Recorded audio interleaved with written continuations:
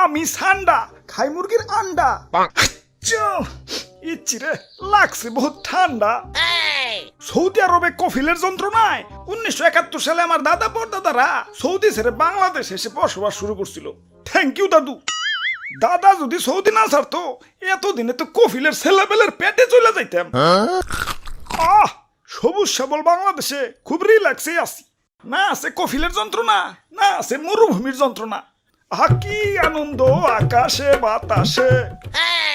মন্ত্রী, ওই মন্ত্রী, আরে ওই মন্ত্রী। জি জি হুজুর। সারাদিন টিকটক দেখ লইব, রাত সবার কাম করবো কেঠা? তোমার জেঠা? আরে হুজুর দেখেন না, নেট দুনিয়া তো পুরাই ঠান্ডাময়। আপনি তো পুরাই ভাইরাল হয়ে গেছেন। নেটে ঢুকলেই খালি আপনার ছবি। কি কও, তাই নাকি? কিরে ফোন দিল কারা? হ্যালো, কে? ও সময় টিভি, ইন্টারভিউ দিতে হইব। বাহ, ভালোই তো। আচ্ছা ঠিক আছে। আবার কারা? হ্যালো, কে? নিউজ 420। কি আপনার চ্যানেলও ইন্টারভিউ দিতে হইব? আচ্ছা আচ্ছা ঠিক আছে। হ্যালো, না না না, ইন্টারভিউ দিতে পারব না, ব্যস্ত আছি। হাই হাই, ও নো, এই ফোনের উপরে ফোন আইতাছে। ধুর, ভাইরাল হয়ে যন্ত্রণায় আছি, ফোনের পর ফোন। এই বাঙালি নিউজ রিপোর্টারকে কি খাইয়াতে কোনো কাম নাই? কেউ ভাইরাল হইলি হয়, ওরে নিয়ে নিউজ বানাইতে বানাইতে জগা খিচুড়ি বানাই দেয়। মানুষে পাত দিয়েও সারা পারে না, ওইটাও নিউজ হয়ে যায়। সবাই খালি নিউজ রিপোর্টাররা না, ইউটিউবাররাও। তাই ভাইরাল হয়ে ভালোই লাগতাছে, নিজের পুরো মেগা স্টার ফিল হইতাছে। সাকিব খান রে ফোন দিয়ে ক বরবাদ টুতে যেন আমারে রাখে। আরে হুজুর, খবর কিছু রাখেন। বরবাদ টুতে আপনারা রাখবো, নিশ্চয় রাখবো। তো এই অ্যাক্টর হিসেবে না, খাবার টেবিলের খাবার হিসেবে। কি কও তুমি? হ্যাঁ, দেশে ঠান্ডা ভাইরাল হওয়ার পর থেকে দেশের পাবলিকরাও আমাকে ধরে ধরে খাওয়া শুরু করছে। অনেকে তো ঠান্ডা ভেবে বেচারা ঘুষাবেও ছাড় দিতেছে না, ঘুষাবও খাইতেছে।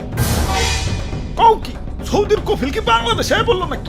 হুজুর, এই মাত্র খবর পাইলাম সুলতান ডাইনে ঠান্ডা বিরিয়ানি চালু করছে। এতক্ষণে কাম হইছে, বংশ তো নির্বংশ হয়ে যাইব।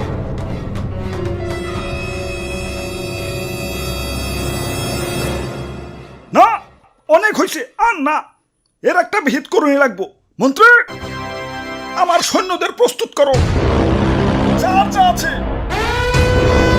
সব কিছু নিয়ে এয়ারপোর্টে হাজির হও। দেশ ছেড়ে পলাই তুইব। গুইসাপ, তোমরাও চলো, যে দেশে ইন্টারনেট নাই ওই দেশে যাবো।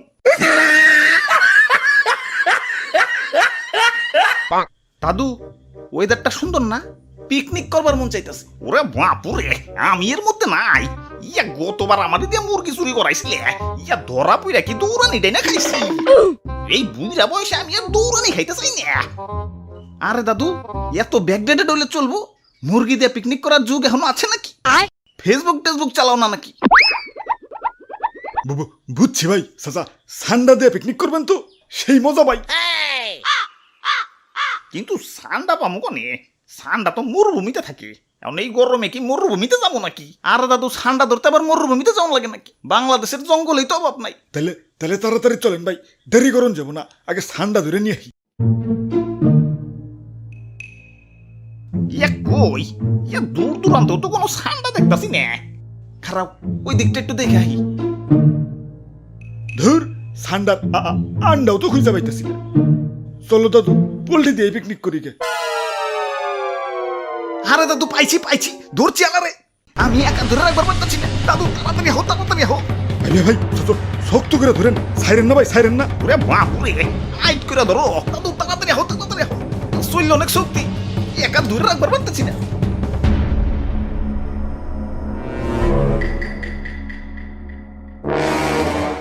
ওরে বাপুরে, ইয়া কেমন জানি দেখা যায়।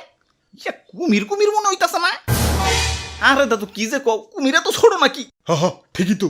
ওরে বাপুরে, ইয়া কুমির তো ছোট না, কিন্তু কুমিরের বাচ্চা কইলাম ছোটই। তে কাম হইছে, কুমিরের বাচ্চা যখন আছে, আশেপাশে কুমিরের গার্জেনও আছে। বাবু, গার্জেনটা কিছু কও না, ললিপপ কিনে দিন, আমি যাই। গার্জেন হার আগে এইটা বলি। ভাই গার্জেন আহে পড়ছে।